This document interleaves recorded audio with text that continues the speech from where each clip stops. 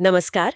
आज हम भविष्य की एक ऐसी संभावना पर बात करेंगे जो अभी तो शायद साइंस फिक्शन जैसी लगती है, लेकिन क्या पता आने वाले वक्त में हकीकत बन जाए कि अगले 50 सालों में आर्टिफिशियल इंटेलिजेंस मतलब एआई हमारे हमारे इंसानी शरीर के साथ कैसे जुड़ सकता है, घुल मिल सकता है। आज की हमारी ये जो पूरी चर्चा है वो श्रीमान संतोष भौमिक के एक बड़े दिलचस्प लेख पर आधारित है। लेख का नाम है एआई मानव का भविष्य 50 साल बाद। हमारा मकसद है कि इस लेख में जो भविष्य की एक तस्वीर, एक संभावना बताई गई है, उसे थोड़ा समझें, उस पर गहराई से सोचें कि अगर ऐसा होता है तो हमारे जीवन पर, समाज पर और हाँ, खुद इंसान होने के मतलब पर क्या असर पड़ेगा। तो चलिए शुरुआत करते हैं एक बहुत ही अनोखे विचार से जो लेख में है कि एआई सिर्फ बाहर के मशीनों, गैजेट्स, रोबोट्स इनमें ही नहीं रहेगा, बल्कि हमारे शरीर का हिस्सा बन जाएगा, हमारे अंदर। सोचिए जरा, टेक्नोलॉजी हमारे अपने वजूद का हिस्सा। सुनने में कितना अजीब भी और रोमांचक भी लगता है ना? बिल्कुल। ये कल्पना ही अपने आप में बहुत कुछ सोचने पर मजबूर करती है। तो आइए इस भविष्य की तस्वीर को और करीब से देखते हैं। भौमिक के लेख का जो पहला जिक्र है वो काफी ध्यान खींचता है। वो कहते हैं कि भविष्य में एआई शायद बायोनिक अंगों और चिप्स के रूप में हमारे शरीर में लगाया जा सकेगा। मतलब जैसे कृत्रिम हाथ पैर जो एआई से चलें और सीधे हमारे नर्वस सिस्टम से जुड़ें।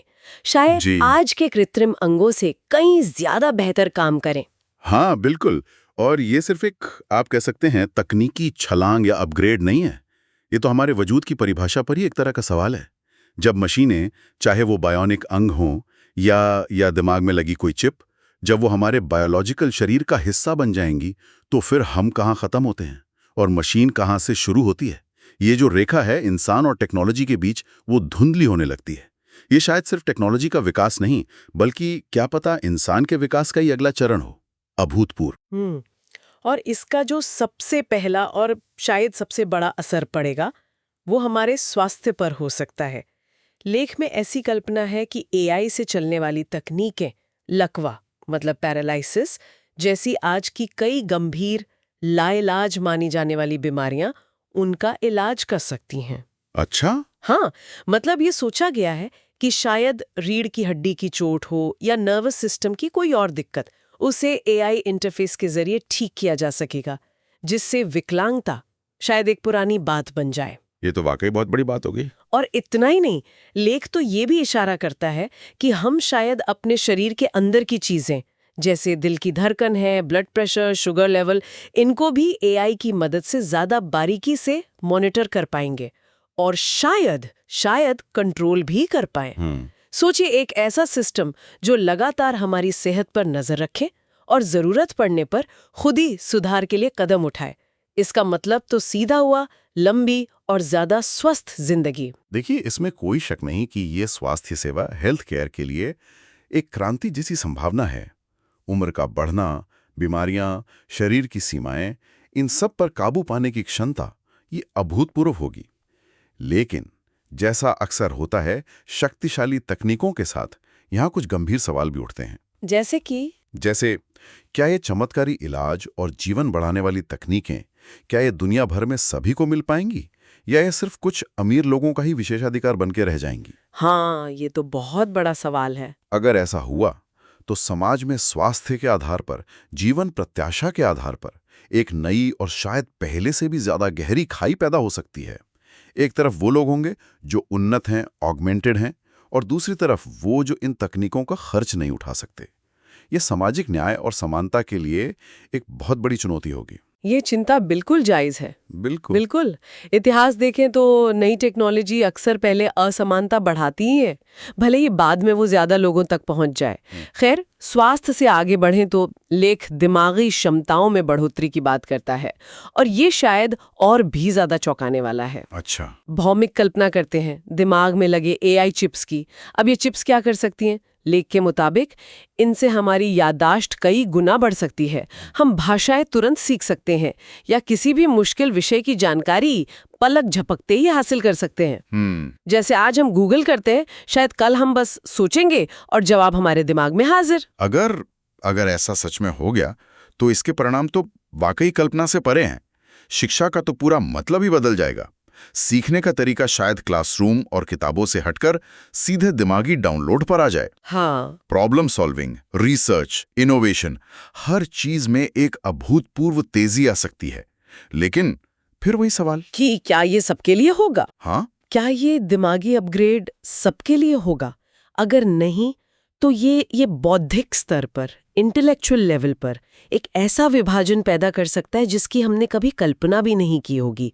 और एक और पहलू है, अगर हमें हर जानकारी तुरंत मिल जाए, तो क्या हमारी अपनी सोचने की, विश्लेषण करने की, याद रखने की क्षमता वो कमजोर पड़ जाएगी? क्या हम अपने दिमाग का इस्तेमाल करना बंद कर देंगे? क्योंकि एआई हमारे लिए सोच रहा है, ज्ञान और समझ, इनमें क्या फर्क रह जाएगा फिर? हाँ, ये एक अजीब सा विरोधाभास है। क्षमता बढ़ेगी, पर क्या काबिलियत घटेगी? अच्छा, चलिए दिमागी क्षमताओं से आगे बढ़कर लेख भावनाओं के क्षेत्र में भी एआई की भूमिका की बात करता है। ये कहा गया है कि एआई तकनीकें हमारे व्यवहार, हमारी बातचीत, यहाँ तक कि हमारे बायोमेट्रिक सिग्नल्स जैसे दिल की धड़कन, आवाज का लहजा, इनका विश्लेषण करके हमारी भावनात्मक स्थिति को समझ सकती हैं। भावनाओं को? हाँ, मतलब इससे डिप्रेशन, एंजाइटी जैसी जो मानसिक स्वास्थ्य समस्याएं हैं, उनका जल्दी पता लगाने में मदद मिल सकती है। हाँ, और शायद उनके इलाज में भी। सोचिए, एक एआई साथी जो हमारी भावनाओं को समझे और हमें सहारा दे। और सिर्फ समस्याएं सुलझाने में ही नहीं, रचनात्मकता को बढ़ाने में भी एआई का योगदान हो सकता है। लेख कल्पना करता है कि कलाकार, संगीतकार, लेखक ये सब अपने शरीर में लगे एआई इंटरफेस का इस्तेमाल करके अपनी कल्पना को सीधे डिजिटल रूप दे सकते हैं, या ऐसे नए कला रूप बना सकते हैं जो आज मुमकिन नहीं है। जैसे सोचिए, कोई संगीतकार है, वो सीधे अपने विचारों से संगीत बना रहा है, बिना कोई वाद्य यंत्र बजाए। वाह! लेकिन यहाँ ये जो समझने वाली बात है ना, भावनाओं को समझना, इस पर थोड़ा गौर करना होगा। क्या एआई वाकई में इंसानी भावनाओं की जो जटिलता है, जो गहराई है, उसे समझ पाएगा, या वो सिर्फ डेटा पैटर्न पहचान कर एक लॉजिकल जवाब दे रहा होगा? हाँ, ये बड़ा सवाल है। सहानुभूति, भावनात्मक जुड़ाव, जो इंसानी रिश्तों का आधार हैं, क्या एक मशीन इन्हें सच में दोहरा सकती है? मानसिक स्वास्थ्य में मदद मिलना फायदेमंद हो सकता है, पर भावनाओं की सच्ची समझ, शायद वो अभी भी इंसानी दायरे की ही बात हो। बिल्कुल। और जहां तक रचनात्मकता की बात है, एआई एक शक्तिशाली टूल तो बन सकता है, इसमें कोई शक नहीं। लेकिन कला में जो मौलिकता होती है, जो इंसानी अनुभव का निचोड़ होता है, क्या एआई उसे पैदा कर सकता है, या वो सिर्फ मौजूदा पैटर्न को मिलाकर कुछ नया बना रहा होगा? एआई कलाकार का सहायक होगा या धीरे धीरे उसकी जगह ले लेगा? कला का स्रोत क्या होगा, इंसानी जज्बात या एल्गोरिदम? ये सवाल तो कला और भावना के बहुत बहुत बुनियादी पहलुओं को छूते हैं।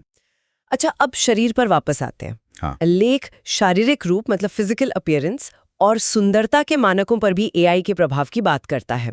इसमें कॉस्मेटिक सर्जरी में एआई के इस्तेमाल का जिक्र है, जहां एआई डिजाइन और सटीकता से लोगों को मनचाहा रूप देने में मदद कर सकता है। अच्छा। हाँ, शायद भविष्य में लोग अपनी शक्ल सूरत उतनी ही आसानी से बदल पाएं जितनी आसानी से आज हम कपड़े बदलते हैं। शायद ऐसे शारीरिक बदलाव मुमकिन हो जिनकी हम आज कल्पना भी नहीं कर सकते। स्किन का रंग बदलना, आंखों का पैटर्न बदलना, या और भी कुछ। बाप रे। लेकिन इन सब में शायद सबसे ज्यादा भविष्यवादी और चौंकाने वाली कल्पना है संचार के तरीके में बदलाव की। लेख कहता है कि ऐसा भी हो सकता है कि हम अपनी सोच को, अपने विचारों और भावनाओं को बिना बोले, बिना लिखे, सीधे एआई इंटरफेस के जरिए किसी दूसरे व्यक्ति के दिमाग में भेज पाएं। क्या मतलब, एक तरह की टेक्नोलॉजिकल टेलीपैथी? हाँ, कुछ वैसा ही। अरे, इसके सामाजिक और व्यक्तिगत परिणाम तो बहुत ही गहरे होंगे। अगर शारीरिक रूप इतनी आसानी से बदला जा सकता है, तो सुंदरता के जो आज के स्टैंडर्ड हैं, वो शायद खत्म हो जाए। हाँ, हो सकता है। लेकिन क्या इससे एक नई तरह की एकरूपता पैदा होगी, जहां सब एक जैसा दिखना चाहेंगे, किसी ट्रेंड के हिसाब से, या फिर व्यक्तिगत अभिव्यक्ति के नए रास्ते खुलेंगे? ये भी हो सकता है। और विचारों का सीधा आदान प्रदान, ये सुनने में जितना आकर्षक है, उतना ही डरावना भी। इससे कम्युनिकेशन की स्पीड और एक्यूरेसी तो बढ़ सकती है, लेकिन व्यक्तिगत गोपनीयता का क्या, प्राइवेसी? बिल्कुल, ये सबसे बड़ा सवाल है। अगर हमारे अनकहे विचार भी दूसरों तक पहुंच सकते हैं, तो हमारी अपनी निजी दुनिया कहां बचेगी?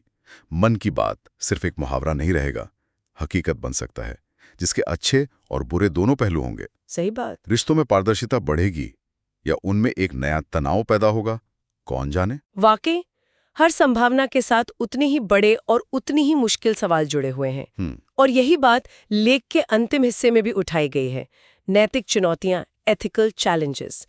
एआई का हमारे शरीर और दिमाग में इस हद तक घुल मिल जाना कई गंभीर नैतिक दुविधाएं खड़ी करता है।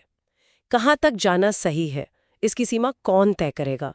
क्या इंसानी क्षमताओं को इस तरह बढ़ाना प्रकृति के साथ खिलवाड़ नहीं होगा? और सबसे बड़ा डर, क्या इन सब बदलावों के बीच हम अपनी इंसानियत, अपने मानवीय मूल्य, अपनी करुणा, सहानुभूति, क्या हम इन्हें खो देंगे? बिल्कुल। क्या हम मशीन बनते चले जाएंगे? बिल्कुल। ये सिर्फ तकनीकी विकास का मामला नहीं है। ये उससे कहीं आगे जाकर हमारे मूल्यों, हमारी नैतिकता और खुद इंसान होने की हमारी परिभाषा से जुड़ा सवाल है।